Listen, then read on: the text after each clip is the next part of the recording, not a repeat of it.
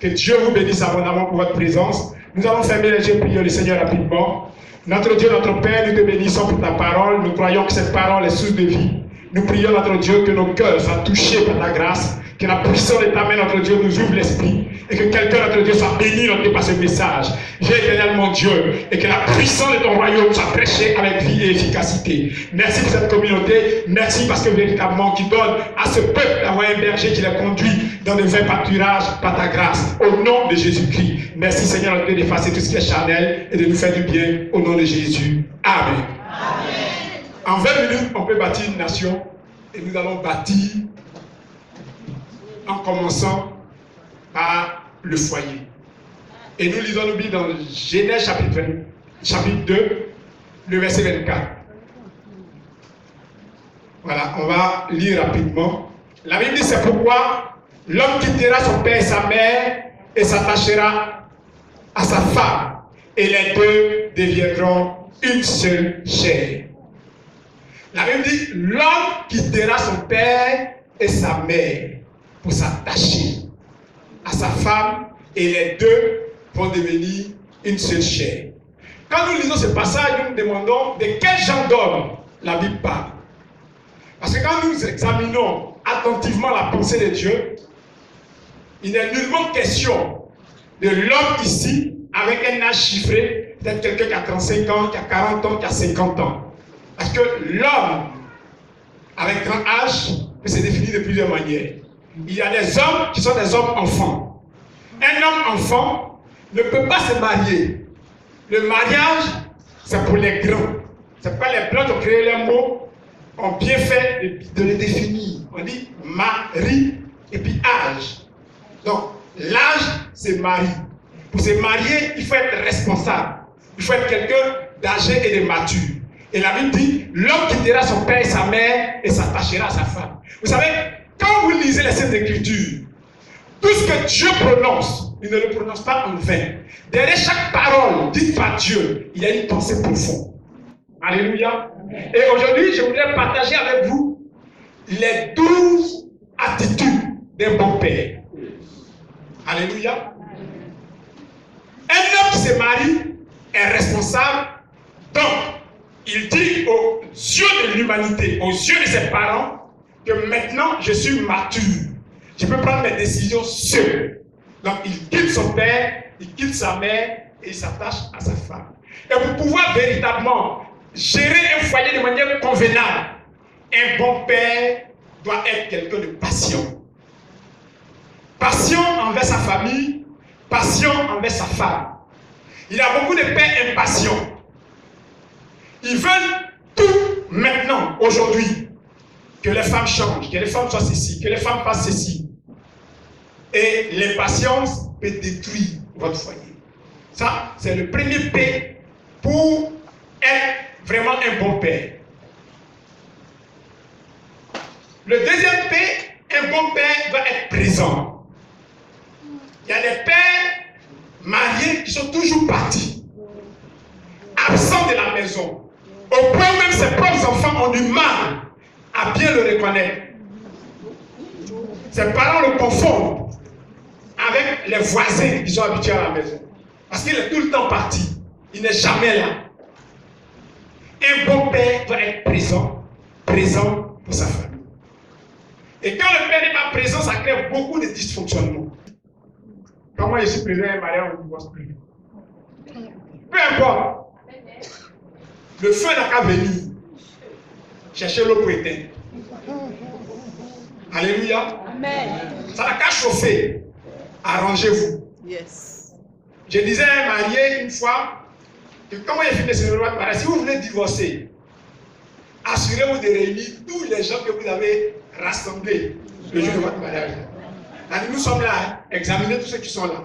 Le jour où il y a un problème, vous voulez divorcer, on va demander la permission au bishop, on va revenir dans la même salle avec tous les mêmes individus. Si un seul est empêché, vous restez marié à vie. Alléluia. Amen. Alléluia. Amen. Donc un bon père doit apprendre à être présent. Présent pour sa famille. Un bon père doit avoir un plan pour sa famille. Qu'est-ce que ta famille va devenir dans 5 ans, dans 10 ans, dans 20 ans? On ne se marie pas pour rester à un stade. On se marie pour aller de l'avant. Si tu n'as pas de plan pour ta famille est en danger. Alléluia. Un père, comme je le disais auparavant, doit être patient. Vous savez, il y a certains problèmes, l'impatience les amplifie. Il n'est pas question de tomber dans l'impatience quand il y a une petite situation. Souvent, les hommes comme les femmes ont cette difficulté-là. Dès qu'il y a un petit problème dans le foyer, les hommes immatures voient les parents. Voilà, la femme qui est mariée, elle m'a fait ça. Elle m'a fait ça. Elle a fait ça. Le monsieur a fait ça. Il a fait ça. Il a fait ça.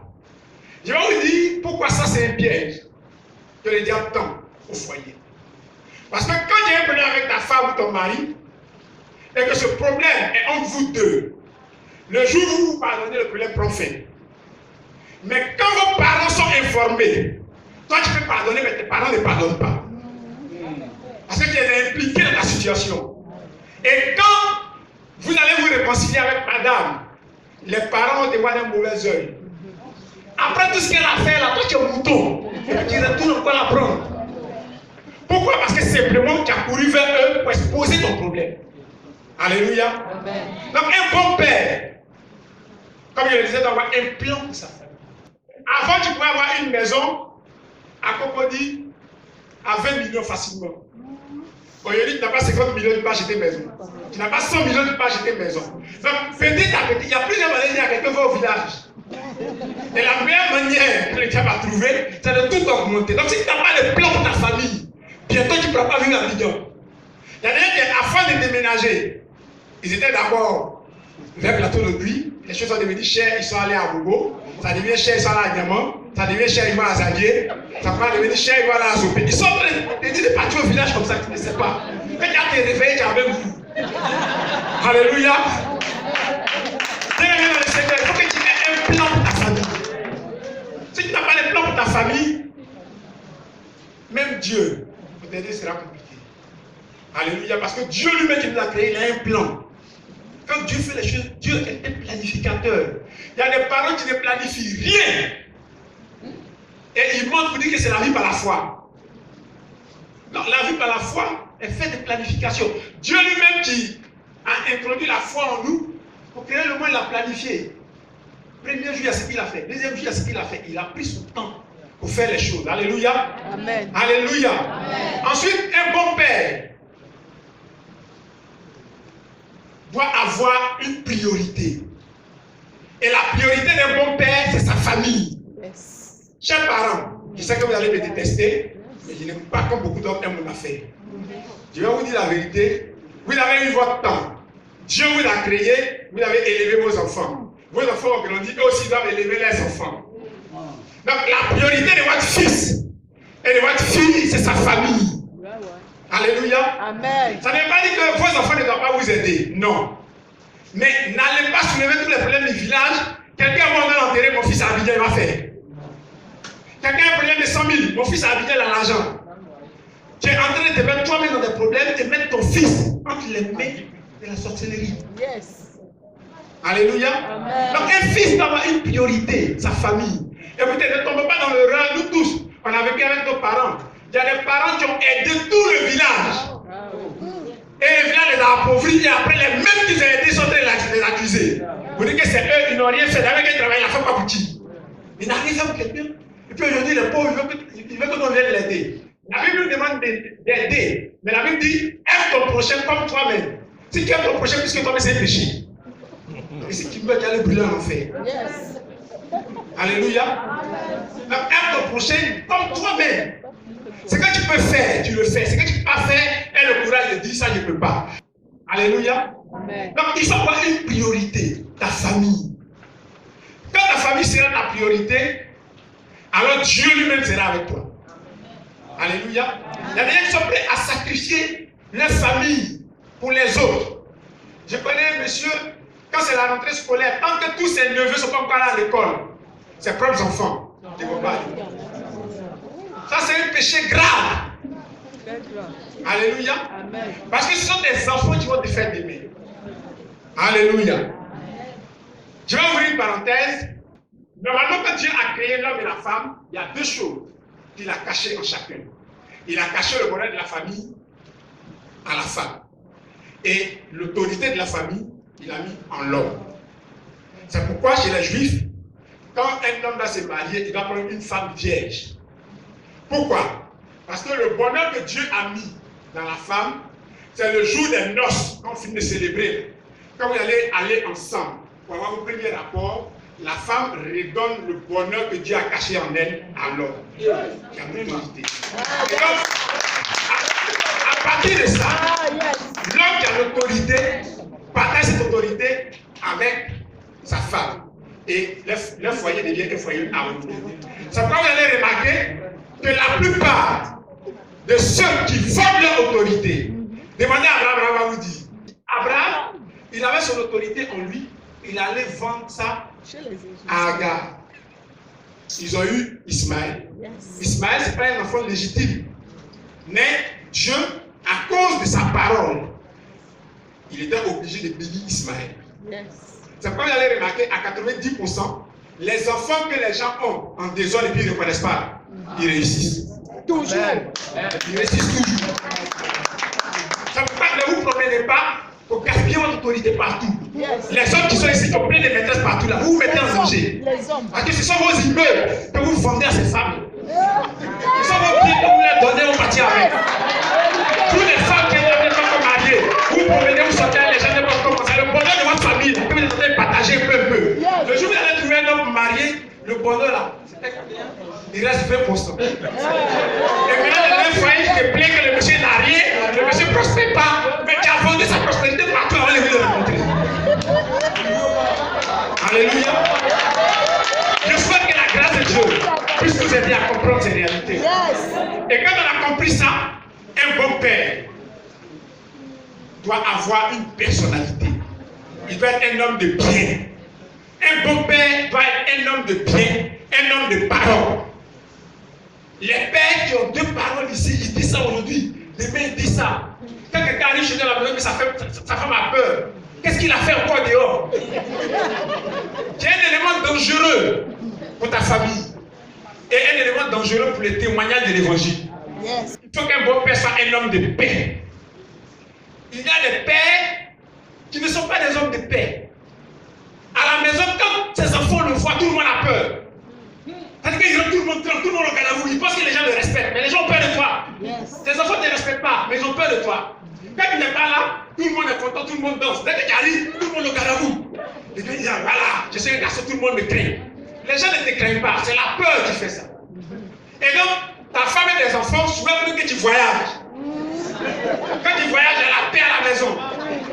Alléluia. Ensuite, un bon père doit être protecteur. Il faut protéger. Protéger ta famille. N'expose pas ta famille.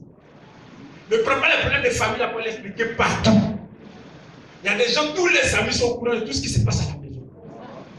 Tous les amis, tout. C'est-à-dire que dans le quartier, tout le monde est au courant de ce qui se passe chez lui. On fait.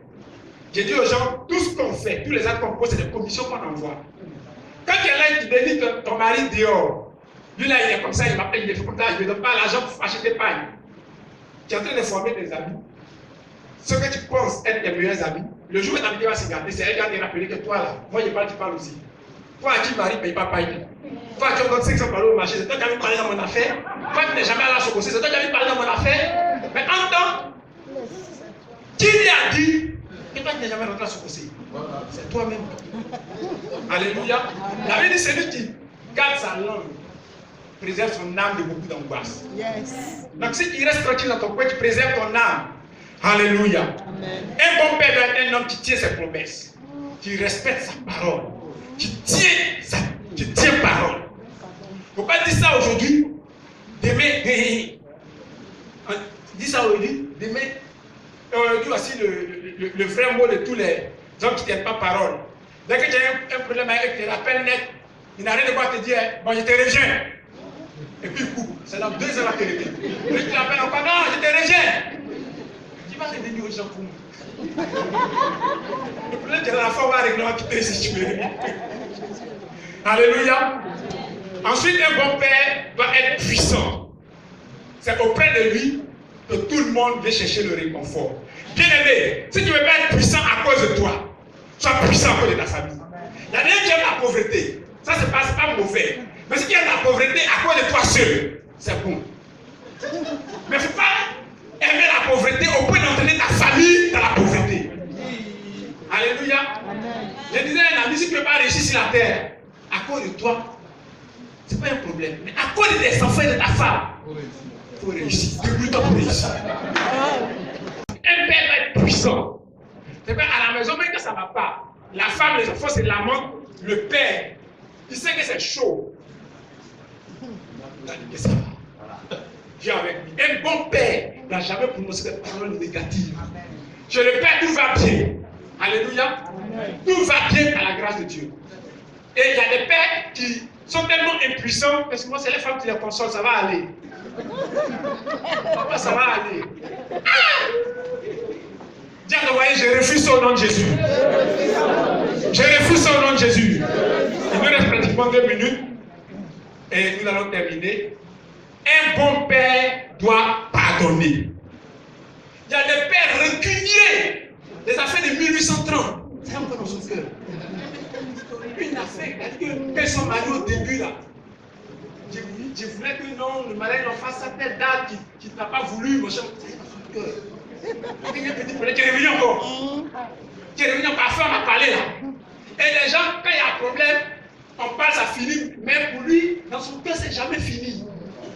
Alléluia. Donc, un bon père va payer le prix. Jésus a payé le prix. C'est pourquoi la Bible dit aimez aux femmes comme Christ a aimé l'Église et s'est donné lui-même à la croix. Donc, un bon père va payer le prix. Ce n'est pas à la femme de payer le prix pour le foyer. Alléluia. Amen. J'ai dit à un ami, même si ta femme est ministre, il y a des choses dans la maison, il ne faut jamais lui laisser faire ça. Tu es foutu. Femme, c'est femme. Yes. Femme, c'est produit unique. Si tu t'es amusé à prendre certaines charges de la maison pour mettre sur le dos de ta femme, tu es en train de mettre ton foyer en danger. Amen. Elle a qu'à être ministre, elle a qu'à tout ce qu'elle veut, mais ta responsabilité, il faut l'assumer. Yes. Alléluia. Amen. On va te dire, non, comme ma femme est ministre, comme ma femme est ceci, donc moi, en tout cas, je vis à ses dépens. Tu es un homme mort. Alléluia. Amen. C'est pas dans certaines cultures, quand les gens veulent se marier, on demande la dot et puis on met 5 francs dessus. On ne peut que la femme dit que depuis qu'on est ensemble, tes 5 francs ne l'ont jamais mangé. Donc on met les 5 francs là pour se rappeler que voilà, 5 francs on t'a donné. Parce que femme qui a donné même millions. Le vieux vient de donner quelque chose qui dit non, faut attendre demain. Depuis on se connaît. Tes 5 francs ne l'ont jamais mangé. Alléluia. Amen. Pourquoi? Ce n'est pas de sa faute parce que lisez la Bible. Quand Jésus faisait ses miracles, on dit quoi? Sans compter les femmes et les enfants. Femmes, enfants, c'est bonne chose. Tu as un enfant? Un enfant. Alléluia. C'est pourquoi les femmes iront beaucoup au ciel. Parce que les femmes sont comme les enfants. Quand un enfant, tu le frappes tout de suite. Il est en train de pleurer, puis tu vas qui t'a frappé. Viens, il vient. Femme, c'est la même chose. Ça dépend. Tu la mélanges, mais si tu sais la blague, va revenir. Alléluia. Alléluia. Et une bonne femme doit être soumise. Mais la soumission, ce n'est pas esclavage. Il y a des gens qui parlent de soumission égale esclavage. Une bonne femme doit être soumise. Pourquoi Dieu dit ça? Parce que la femme n'a pas de problème d'amour. La femme qui a été. Mais c'est la soumission qui est un problème. L'homme, lui, il a des problèmes pour aimer. C'est pourquoi la Bible dit à l'homme, aimez vos femmes, et la femme soyez soumise. Alléluia. Amen. Que le Seigneur vraiment nous aide. Amen. Et que la grâce de Dieu soit sur vous. Voilà, les 20 minutes sont écoulées, nous allons prier le Seigneur. Tu vas dire à Dieu de bénir.